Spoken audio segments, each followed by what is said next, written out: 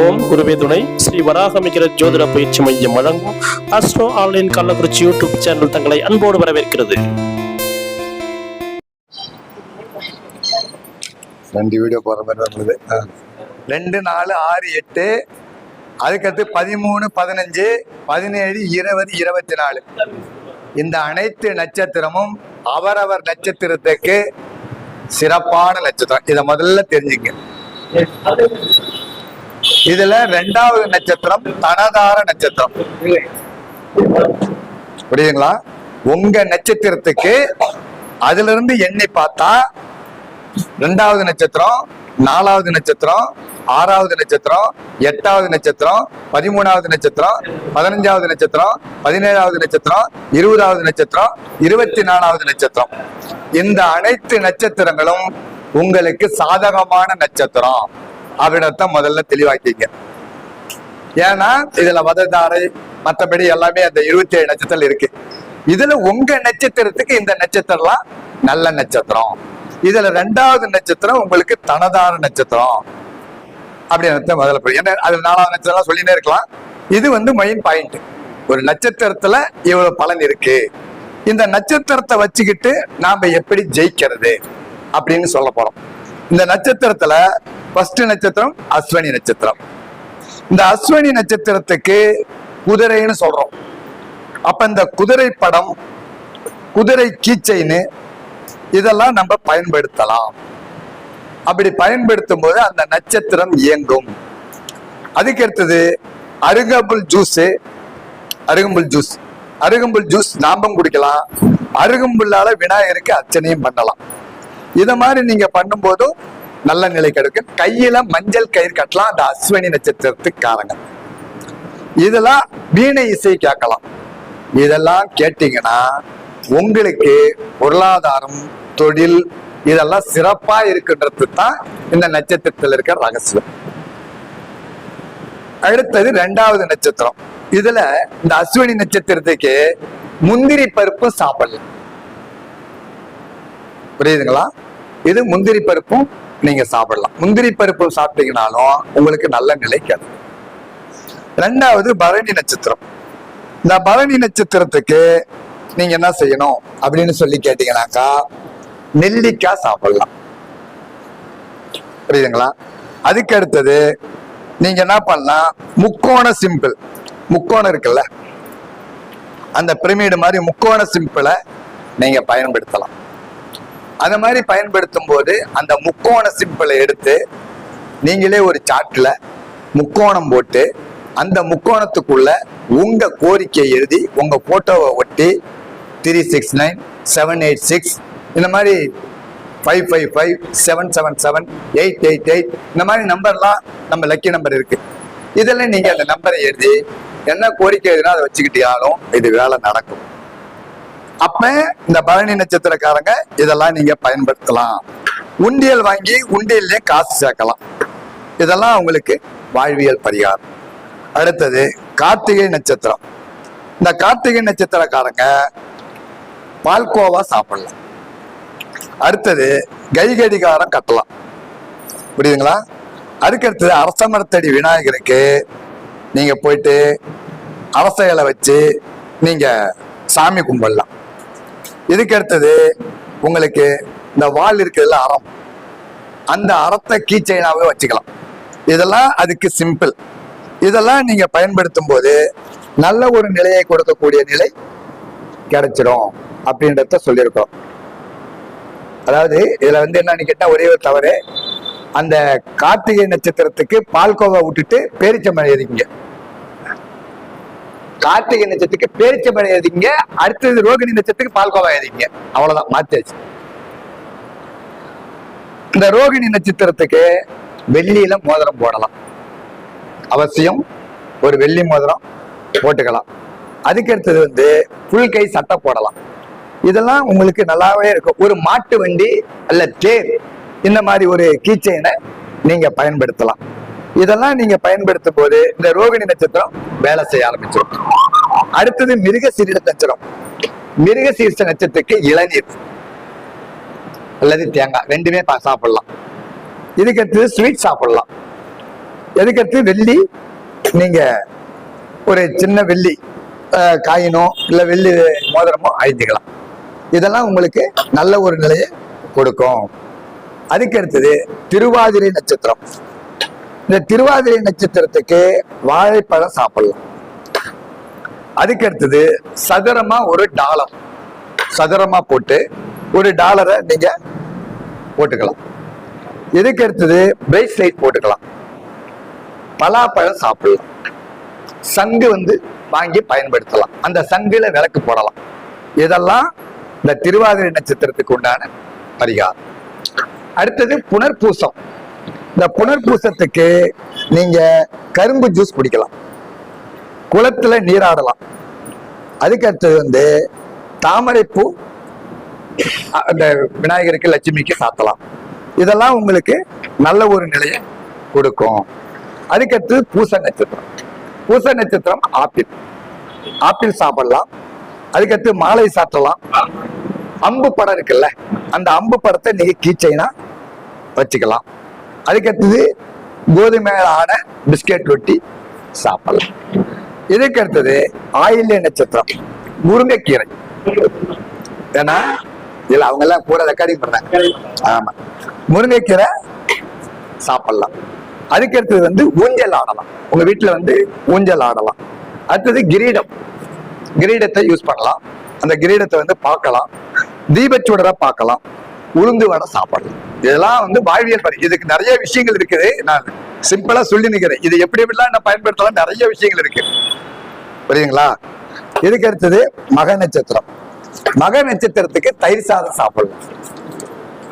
மக நட்சத்திரத்துக்கு தயிர் சாதம் சாப்பிடலாம்.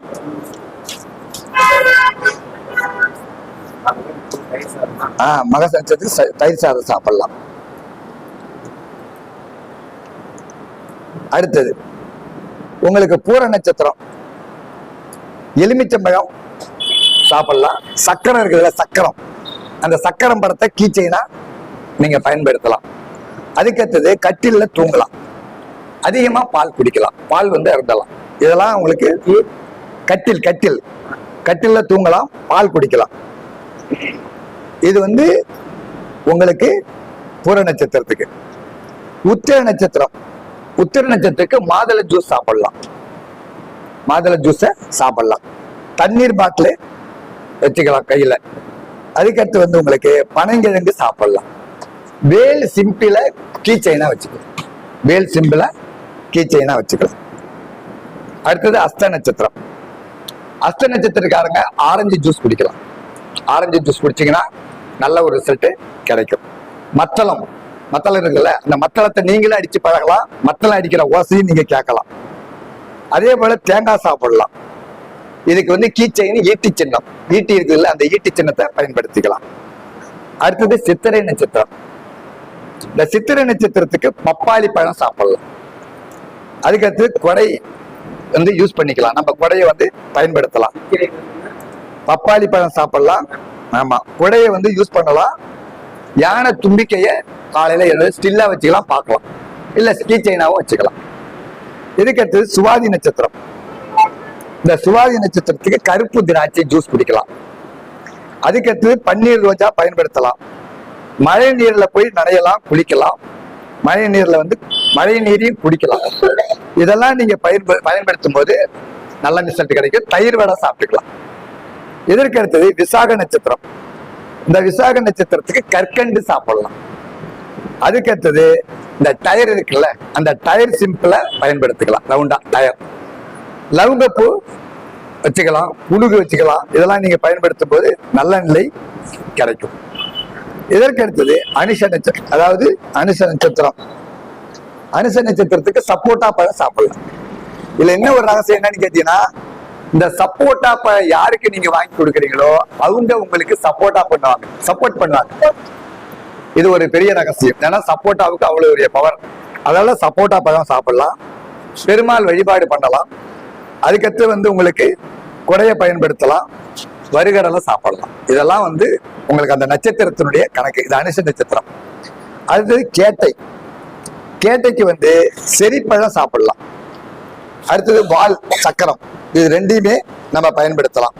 விசில் ஊதலாம், விசில் வச்சுக்கலாம், பிரேஸ்லைட் போட்டுக்கலாம், மிருதங்கம் வாசிக்கலாம், மிருதங்க ஓசை கேட்கலாம்.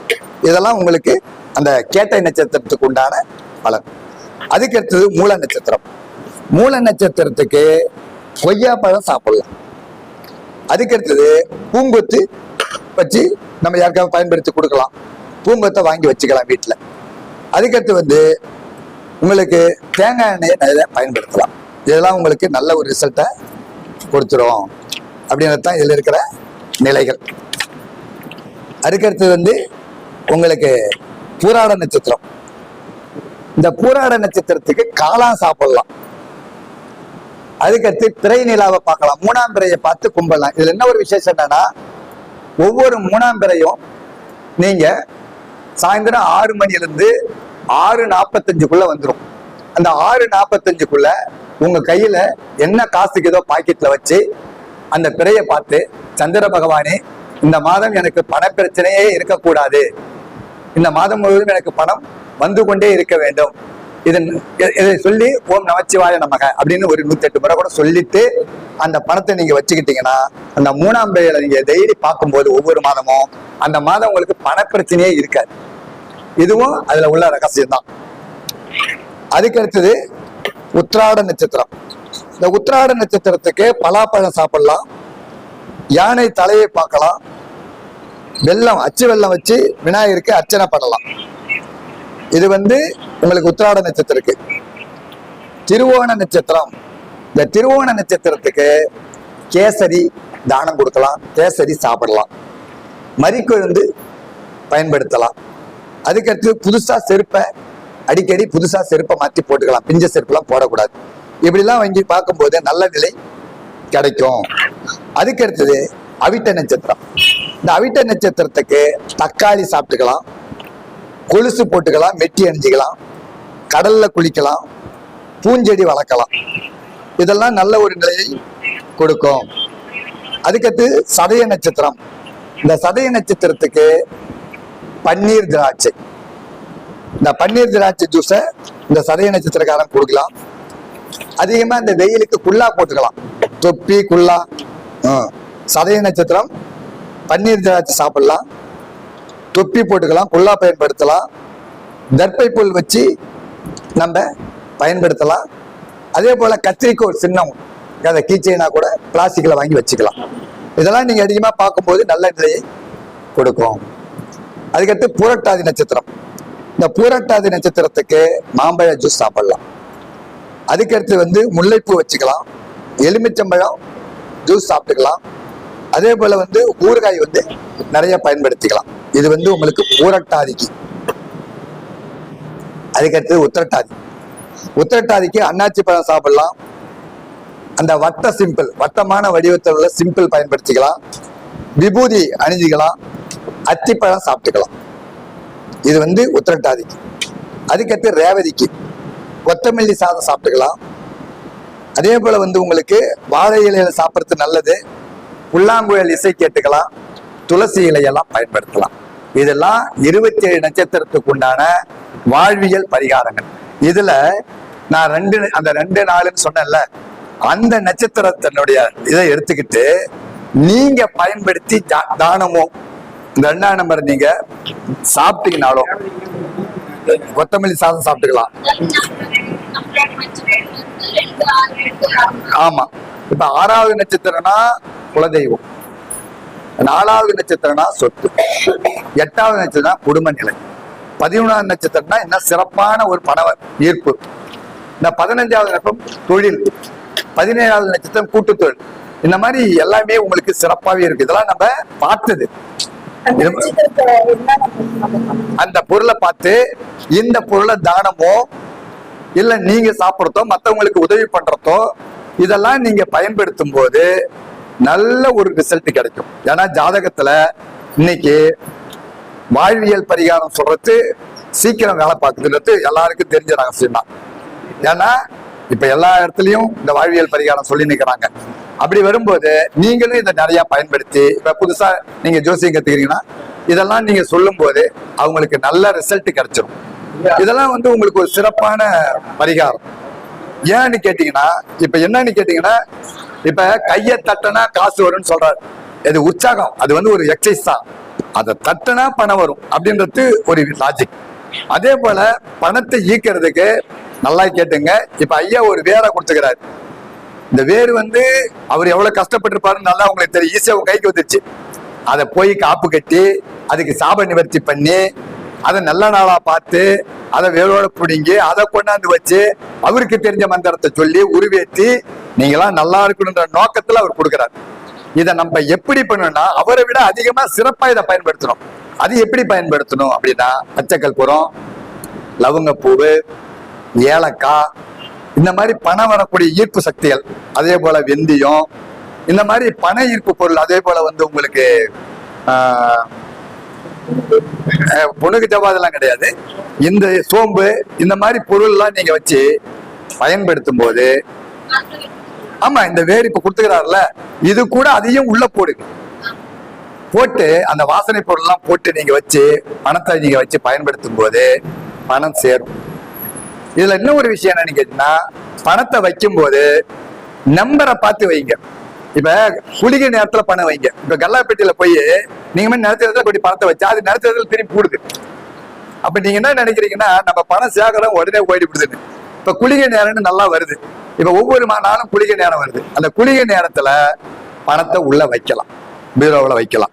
அந்த மாதிரி நீ குளிகை நேரத்துல வந்து நிறைய வச்சுட்டு சுக்கர ஓரல் எடுத்து செலவு பண்ணலாம். சுக்கர ஓரலையே வெள்ளிக்கிழமை சுக்கர ஓரம் சிறப்பான ஓரம், அதில் நீங்க பயன்படுத்தலாம். இப்படிலாம் நீங்க பயன்படுத்தும் போது பணம் தங்கும். இன்னும் ஒரு விஷயம்னா மரப்பெட்டியில பணத்தை வைங்க. உங்க பீரோவில் மரப்பெட்டி வச்சு ஒரு சின்ன பெட்டியாவது மரப்பெட்டி வச்சு பணம் வைங்க. அதுல தேக்கு மரப்பெட்டி வச்சா இன்னும் வசதி. அதுல கண்ணாடி அந்த பெட்டிக்குள்ள இருந்தா இன்னும் வசதி. பணத்தை பெருக்கிறதுக்கு உண்டான சூட்சமங்கள், இன்னும் பணம் பெருகும் அப்படின்னு. பச்சைக்கல் பொருள் நிறைய போடுங்க, லவங்கப்பூ போடுங்க, ஏலக்காய் போடுங்க, வெந்தயம் போடுங்க, சோம்பு போடுங்க. இதெல்லாம் பண ஈர்ப்புக்கு உண்டான நிலைகள். இப்படிலாம் நீங்க பணம் போடும்போது உங்களுக்கு நல்ல ஒரு ரிசல்ட்டும் நல்ல நிலையும் பொருளாதார மேன்மையும் கிடைக்கும். அதே போல உங்க பிறந்த தேதிக்கு எது லக்கி நம்பர்னு பார்த்து 600 ரூபாய் அந்த மாதிரி 6ஆம் நம்பர்ல, 500 ரூபாய் 5ஆம் நம்பர்ல, 1000 ரூபாய் 1ஆம் நம்பர்ல, இந்த மாதிரி நம்பரை கால்குலேஷன் பண்ணி கூட நீங்க பணத்தை போடலாம். அதே போல உங்க அக்கௌண்ட் நம்பரை கால்குலேஷன் பண்ணுங்க. அந்த கால்குலேஷன் நம்பர் உங்களுக்கு அகைன்ஸ்டா இருந்தா அந்த பணம் பேங்க்ல தங்காது. அதையும் நீங்க கணக்கு போட்டு அந்த அக்கௌண்ட் நம்பர் வர மாதிரி கூட சூஸ் பண்ணலாம்.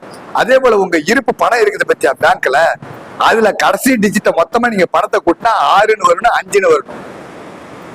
பணத்தை பைசாவோட கூட்டா அது 6 5ல வந்து நிக்கிறோம். 69 இல்ல 690, 6900, 69000, இப்படி எல்லாம் நீங்க பணத்தை வந்து பயன்படுத்தும் போது அந்த பேங்க் பணம் போகும், பணம் நிக்கும்.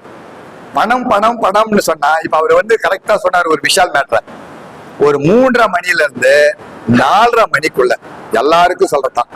3:30 மணில இருந்து 4:30 மணிக்குள்ள நீ என்னத்தை நினைச்சு இந்த பிரபஞ்சத்துக்கு கேட்கறியோ அந்த பிரபஞ்சம் அள்ளி கொடுக்க காத்து கொண்டிருக்கிறது. அதுக்கு நீங்க பாசிட்டிவா என்ன நினைக்கலாம் அப்படின்னு தான் முதல்ல முடிவு பண்ணு. முடிவு பண்ணும்போது reach to customer, count to மணி.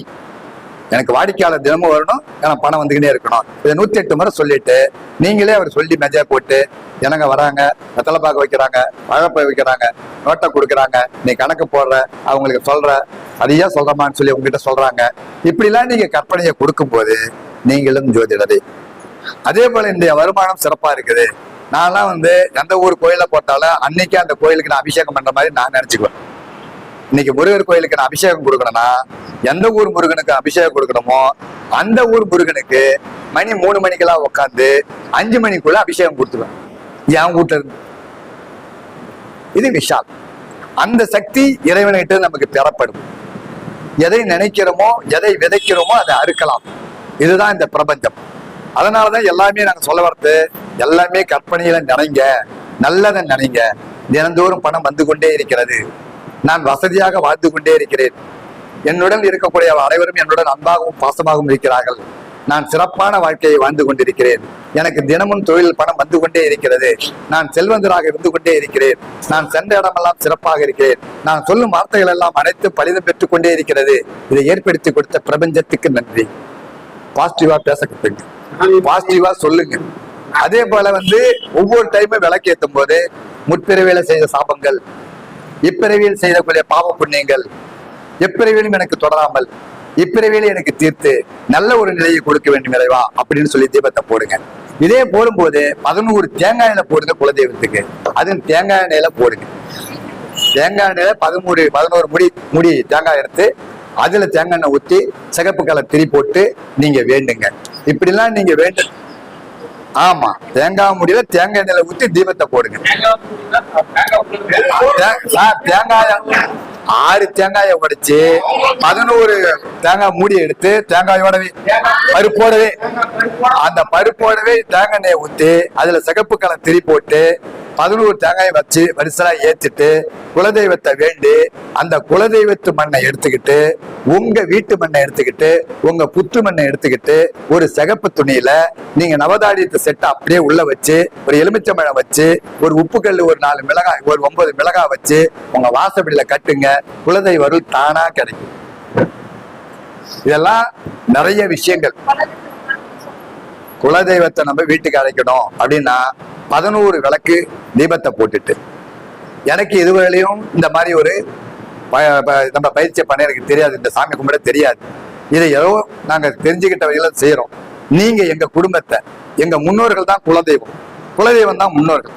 இந்த முன்னோர்கள் அனைவரும் இந்த குலதெய்வம் அனைவரும் எங்க வீட்டுக்கு வந்து எங்களை கட்டி காப்பாற்ற வேண்டும் அப்படின்னு சொல்லி வேண்டிக்கிட்டு அந்த கோயில்ல இருக்கிற எலுமிச்சம்பழம் அந்த அம்மா காலில் வச்சு அந்த ஐயா காலில் வச்சு எடுத்துக்கிட்டு அந்த கோயில்ல இருக்கிற மண்ணு, அதுக்கு அடுத்தது புத்துல இருக்கிற மண்ணு, உங்க வீட்டுக்கு பக்கத்துல உங்க வீட்டினுடைய ஓரத்துல இருக்கிற மண்ணு எல்லாம் உள்ள நோண்டி எடுத்துக்கங்க.